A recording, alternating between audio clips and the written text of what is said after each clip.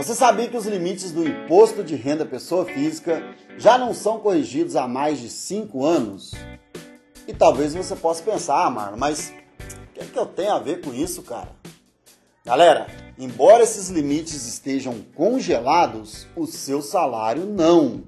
Todos os anos ele sobe, o que faz com que a cada ano que passe, mais e mais pessoas estejam obrigadas a apresentar essa declaração, e eu tenho certeza que muitos não estão sabendo disso. E outro detalhe super importante, além desses limites, existem, gente, pelo menos 10 regras que podem fazer com que você seja obrigado a apresentar o IRPF. E aqui no vídeo de hoje eu não só vou apresentar elas para vocês, como também explicar como funciona cada uma delas. Então, fica com a gente até o final, já chega descendo o dedo aí no like, se inscrevendo no canal se ainda não conhecia o nosso trabalho e bate aí nesse sininho também, gente, porque quando você faz isso, eu entendo que o assunto do vídeo é importante e assim eu busco trazer mais conteúdos como esse lá no futuro, beleza? Então, vamos começar aqui a nossa apresentação de hoje. Antes de começar a apresentação, eu gostaria de lembrar que são 10 regras, mas você precisa se enquadrar em apenas uma delas para ser obrigado a apresentar o IRPF. Beleza?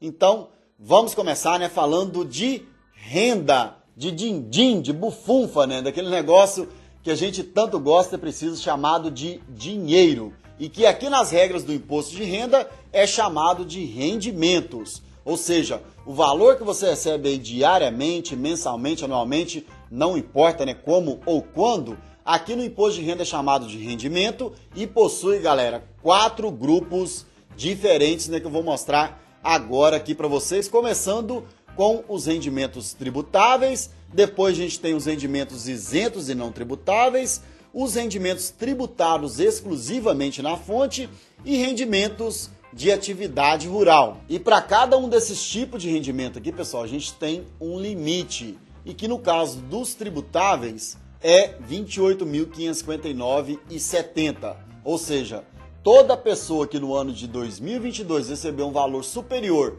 a essa quantia aqui, ela é obrigada a apresentar a declaração do imposto de renda pessoa física. Ah, Marlon, mas o que é rendimentos tributáveis? Calma lá, galera, eu vou explicar isso aqui para vocês também. Mas antes de dar seguimento aqui nos próximos limites, é importante lembrar que no imposto de renda pessoa física a gente sempre trabalha com dados relativos ao ano anterior, que é chamado de ano calendário. Então, no exemplo de hoje, onde eu estou falando aqui do IRPF de 2023, você vai considerar aí todos os dados que eu vou apresentar aqui, você vai considerar referente ao ano de 2022, que é o ano calendário, o ano anterior ao exercício dessa declaração. No caso dos rendimentos isentos não tributáveis, o limite é 40 mil, dos rendimentos tributados exclusivamente na fonte também é 40 mil, e da atividade rural, pessoal, dá só uma olhada, R$ 142.798,50. Quem dera nós, trabalhadores urbanos, tivesse pelo menos um terço desse valor aí de limite, galera? Pelo menos um quarto já estava bom, eu sei, como filho de lavradores, perfeitamente, que a atividade rural não é brincadeira, não é nada fácil trabalhar na roça, mas se a gente tivesse pelo menos um quarto desse limite aí, eu já me considerava bastante satisfeito. E agora sim, vamos explicar aí para vocês o que é rendimentos tributáveis, onde eu sinto muito informar, galera, que não existe uma definição exata do que é rendimentos tributáveis e nem do que é rendimentos isentos e não tributáveis. Porém, eu posso estar passando aqui para vocês alguns exemplos mais comuns do que eles são. Vamos começar aqui com os tributáveis. O salário que você recebe, inclusive as horas extras, férias, licenças remuneradas, premiações, gratificações, participação nos lucros da empresa, entre outros, são uma espécie de rendimentos tributáveis. Aluguéis e arrendamentos que você recebe, então se você foi lá, alugou sua casa, isso é um rendimento tributável. Pensão e aposentadoria recebida do INSS ou qualquer outra previdência. Renda da atividade rural, agrícola ou pecuária. Depois vocês vão entender aqui que rendimentos tributáveis e atividade rural, eles são praticamente a mesma coisa, né? Todos os dois são tributáveis, só que eles possuem umas regras ali um pouco diferentes, por isso que eles especificam, separam, né, os dois aqui em grupos diferentes, mas ambos são tributáveis. Royalties advindos de direito de uso de propriedade intelectual. Então, se você foi lá, né, escreveu um livro e recebe, né, acho que não sei lá se o livro é considerado um royalty, né, vamos pegar aqui uma invenção, né, algo ali que você inventou e recebe um royalty. Eu gosto de falar royalty. E tem um recebimento ali provindo disso, esse dinheiro também é considerado tributável. E sabe o que mais, meus amigos e amigas? O lucro da sua MEI. Parte do valor ali que você recebe de lucro, né, depois que você pega ali o faturamento bruto da sua MEI e extrai as despesas, né, tem um cálculo a fazer, né, o nosso canal tem um vídeo explicando passo a passo como que faz esse cálculo para estar extraindo ali o seu lucro, né, que vai ser considerado rendimento tributável. A gente tem esse vídeo e eu vou deixar ele no final, mas voltando aqui, né, ao assunto, uma parte do lucro ali da sua empresa, ele também é um rendimento tributável e que se ultrapassar essa quantia aqui, você também fica obrigado a apresentar o IRPF. E do mesmo jeito, né, como eu disse para vocês, no caso aqui dos rendimentos isentos e não tributáveis, a gente não tem uma definição exata, mas eu vou também, né, citar agora aqui alguns exemplos. Então a gente tem indenizações por rescisão de contrato de trabalho e valores recebidos do Fundo de Garantia, né, o tempo de serviço, o famoso FGTS, bolsas de estudos recebidas exclusivamente, né, para fins de estudo ou então de pesquisas, ganho de capital da venda de residência, desde que o contribuinte utilize o produto da venda para adquirir outro imóvel também residencial no Brasil em até 180 dias. E isso aqui é uma regra, né, que daqui a pouco eu vou explicar ela também separada e mais detalhada, vocês vão entender o que é esse ganho de capital aqui na venda de residência, de imóvel residencial. Rendimento de caderneta de poupança, letra hipotecária, LCA, LCI, CRAS, CRIS, recebimento de apólices de seguro, dividendos de ações e fundos imobiliários. Uma parte do faturamento bruto ali da sua MEI, ele também é um rendimento isento e não tributável. Por isso que eu falei, né, agora há pouco, né, que parte do lucro da sua MEI é rendimento tributável, uma outra parte é isento e não tributável. Por isso que precisa fazer aquele cálculo super importante, né, que eu vou deixar o vídeo no final para vocês assistirem. Então, acho que esses são, né, alguns dos exemplos que eu tinha para apresentar aqui para vocês de rendimentos isentos e não tributáveis. E se você souber de mais algum, né, por favor, comenta aqui embaixo pra gente, né? Tanto no caso dos tributáveis como dos isentos e não tributáveis. Eu acho que nem precisa, né, galera, explicar a diferença entre esses dois tipos de rendimentos aqui, porque o próprio nome deles já diz tudo. Mas, como também não custa nada, né, acho que vale a pena a gente fazer uma explicaçãozinha super rápida aqui para vocês. Rendimentos tributáveis é todo o valor que você recebe e sobre ele é incidido imposto a pagar. Então, se você for lá no programa IRPF e informar um valor superior a R$ 28.559,70 de rendimentos tributáveis, sobre esse valor vai ser gerado ali um imposto para pagar. Já os isentos e não tributáveis, embora você seja também obrigado a colocar eles lá no imposto de renda, né, mesmo eles sendo isentos e não tributáveis, você tem que informar, só que sobre o valor não vai ser incidido imposto nenhum, né, ainda que você ultrapasse esse limite aqui de 40 mil. Aí, galera, é super mega importante a gente lembrar aqui também que se, por exemplo, você caiu aqui nas regras dos rendimentos tributáveis e tem um valor de rendimentos isentos e não tributáveis menor que 40 mil, ainda assim você precisa informar eles. A partir do momento, né, que você decida declarar o imposto de renda, ainda que você não tenha caído em nenhuma das regras que eu vou apresentar aqui, né, você quer fazer para ter um comprovante de renda, né, porque qualquer pessoa, né, pode fazer a declaração. Se você optar por fazer, tem que informar todos os seus rendimentos, todos os seus pagamentos, tudo que precisa ser informado na declaração deverá constar nela, beleza?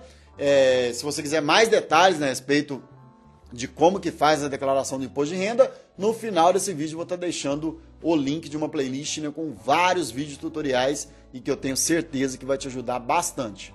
E agora vamos falar aqui dos rendimentos tributados exclusivamente na fonte, né, onde esses sim possuem uma definição exata, né, e fica bem mais fácil para a gente estar explicando ele aqui para vocês. Mas antes de continuar, eu gostaria de saber, né, se você está gostando aqui da nossa explicação, se está achando ela válida, se está conseguindo entender tudo. Por favor, deixe um comentário aqui embaixo, né, que a sua opinião ela é muito importante para mim.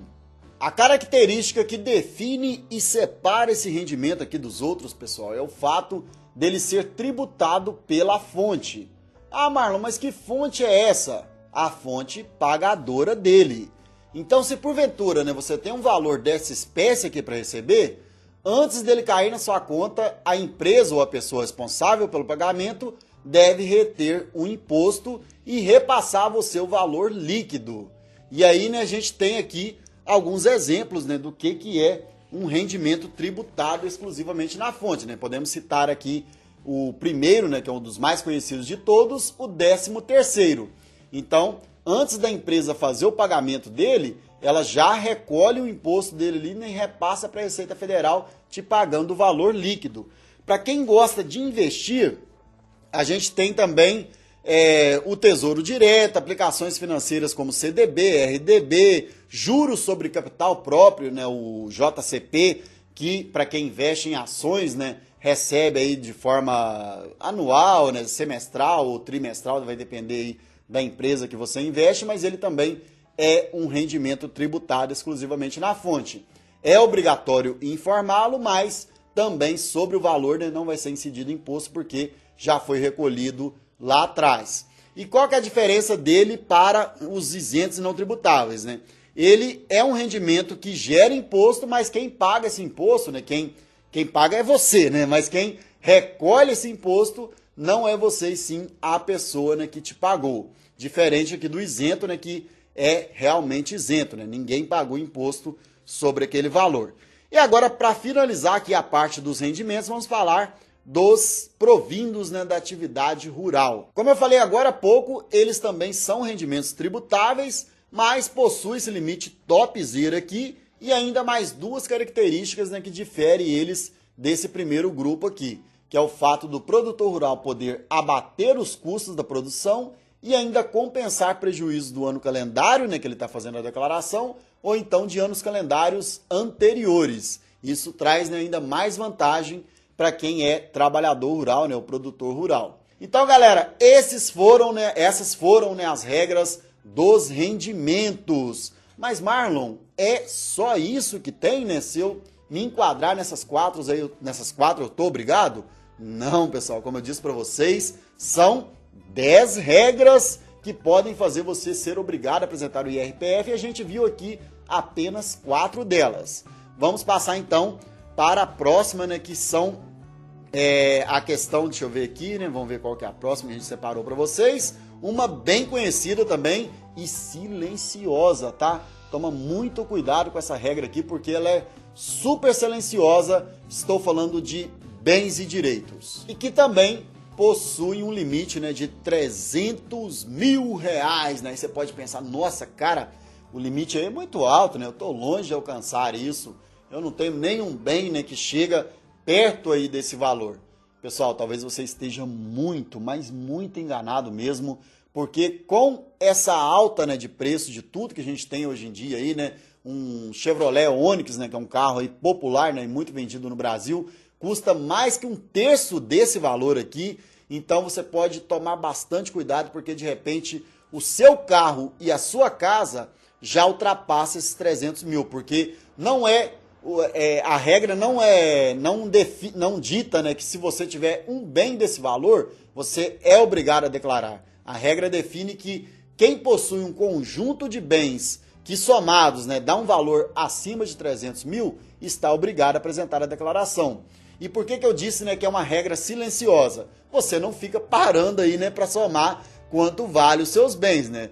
E bens são algo, né, que a gente vai adquirindo ali de pouco a pouco, né, pelo menos no meu caso, ao longo da vida. E talvez quando você assustar, já está aí, né, com um valor muito mais alto do que isso, está obrigado a apresentar a declaração e não sabe, né, não faz ideia disso.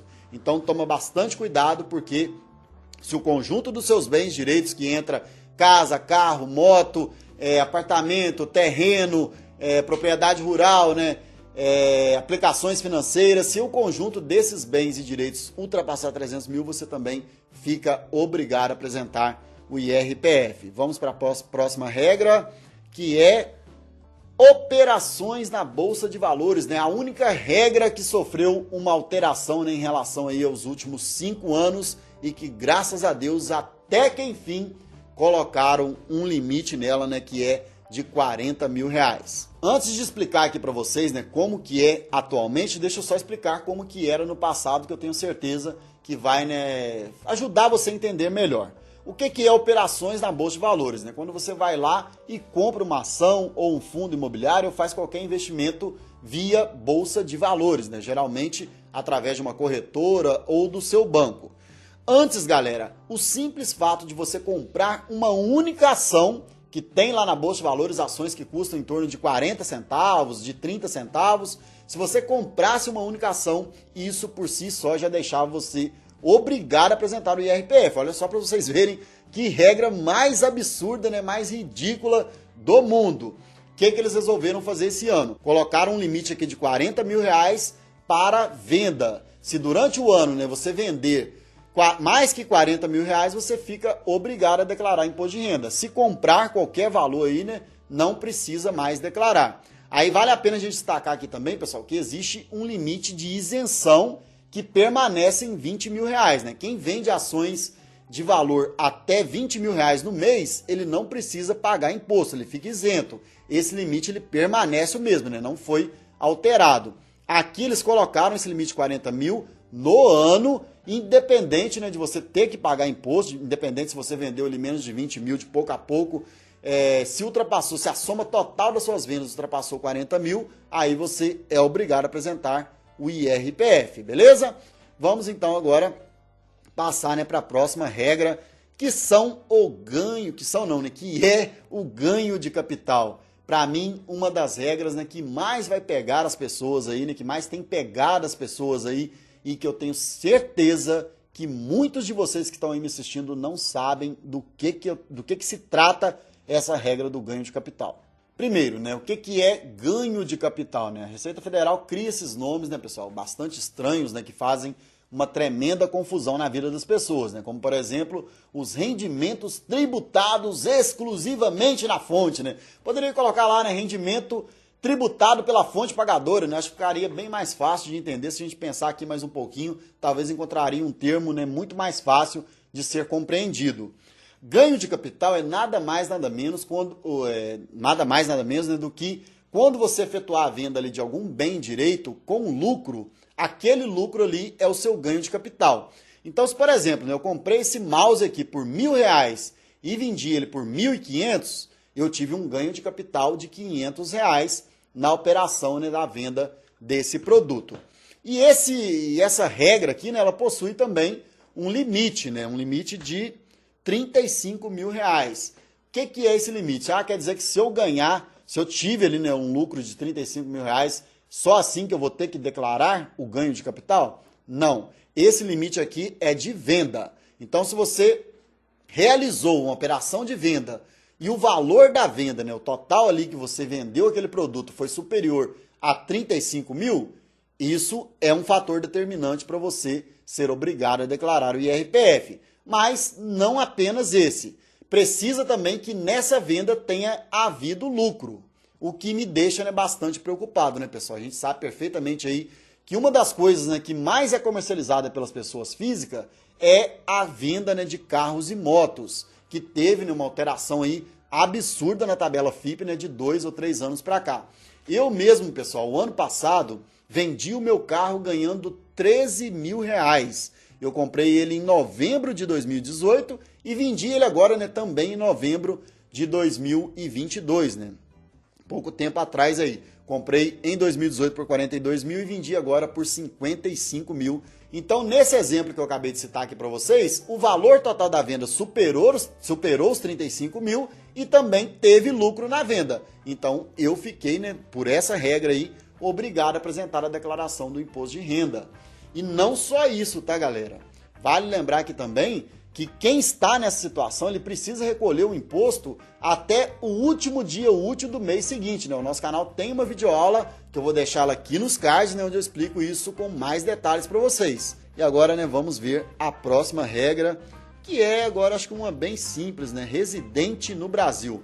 A pessoa que passar a condição de residente no Brasil, né, em qualquer época do ano de 2022 e manter a residência até 31/12 de 2022, ela também fica obrigada a apresentar o IRPF. Próxima regra, vamos ver qual que é.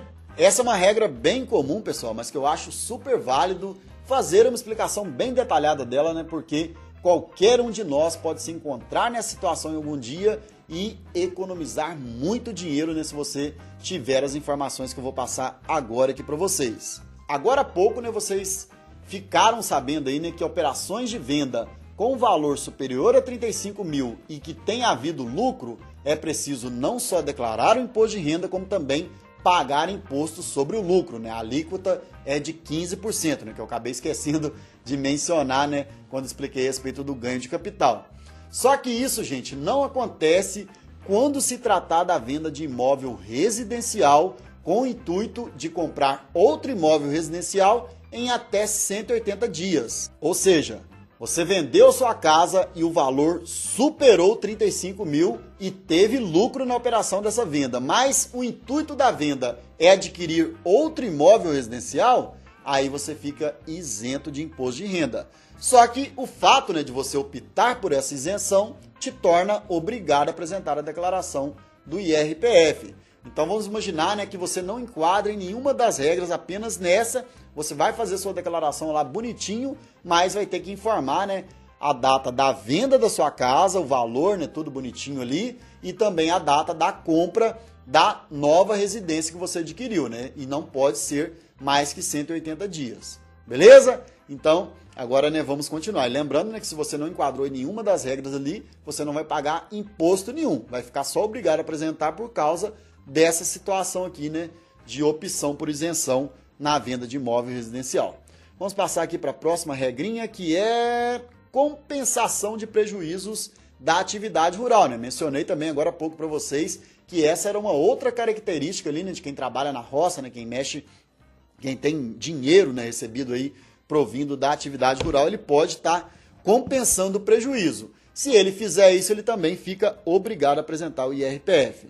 Próxima regrinha acabou, não tem mais regras, são as 10 regras do imposto de renda, né, que eu trago aqui hoje para vocês. E que agora, né, para a gente finalizar aqui a nossa explicação, quero falar também a respeito de prazos, a respeito do pagamento das cotas e, é claro, também vamos falar da restituição, né, quando que elas vão sair para quem tem dinheiro aí, né, a receber da Receita Federal. Pessoal, deixa eu só me organizar aqui, né, para a gente estar continuando aqui a nossa explicação. Antes de falar aqui dos prazos, pessoal, deixa eu só reforçar aqui mais uma vez, né, para quem é microempreendedor individual, que é preciso apurar o valor dos seus rendimentos tributáveis, né, para saber se está ou não obrigado a apresentar o IRPF. Eu lembro mais uma vez, a gente tem um vídeo no canal onde eu explico como fazer esse cálculo de forma super detalhada e que daqui a pouco, né, ele vai aparecer aí na tela para vocês clicarem e acessarem. Beleza? Então, quanto ao prazo, né, de entrega da declaração, nesse ano modificaram ele totalmente, né, começou no dia 15 de março de 2023 e vai até o dia 31 de maio de 2023. Antes era até o último dia útil do mês de abril. Para débito automático, né, para você conseguir colocar ali a primeira parcela, caso resolva, né, parcelando o seu imposto, né, pode ser parcelado em até 8 vezes. Se você resolver parcelar, então, quiser que a primeira cota ou cota única, né, seja debitada de forma automática, aí, é preciso fazer a declaração até o dia 10 de maio. O pagamento das cotas, eles sempre vão vencer no último dia útil do mês, né, começando com a primeira no dia 31 de maio de 2023. E sobre as restituições, né, vamos falar de coisa boa agora, né, aquelas pessoas que têm dinheiro retido na fonte, né, e vai receber ele da Receita Federal de acordo com a sua declaração. O primeiro lote sai no dia 31/5, o segundo dia 30/6, 31/7, 31/8 e 29/9, pessoal. E essas foram as regras, né, do imposto de renda. Eu espero do fundo do meu coração que vocês tenham gostado, que eu tenha conseguido te ajudar de alguma forma. Não esquece de compartilhar esse vídeo com o máximo de pessoas possíveis, né? Eu sei muito bem, né, que muitas delas não fazem a menor ideia, né, disso que eu acabei de explicar aqui para vocês, não tem o menor conhecimento a respeito de cada uma dessas regras. E peço também, né, gente, o seu feedback. Você gostou? Você achou que a explicação aqui foi feita de uma forma, né, que deu para entender, ou a gente usou aqui muitos detalhes técnicos, né, como a Receita Federal sempre faz? Eu acredito que não, né? Eu tento explicar da forma mais simples possível, sempre citando exemplos, mas é claro que vale muito, a sua opinião é muito válida para que a gente tente melhorar ainda mais no futuro as nossas explicações. Beleza? Um grande abraço. Aí na tela, né, vou deixar os vídeos que eu prometi aqui ao longo dessa explicação e dessa apresentação. Fiquem com Deus e até a próxima do canal Tenha Renda.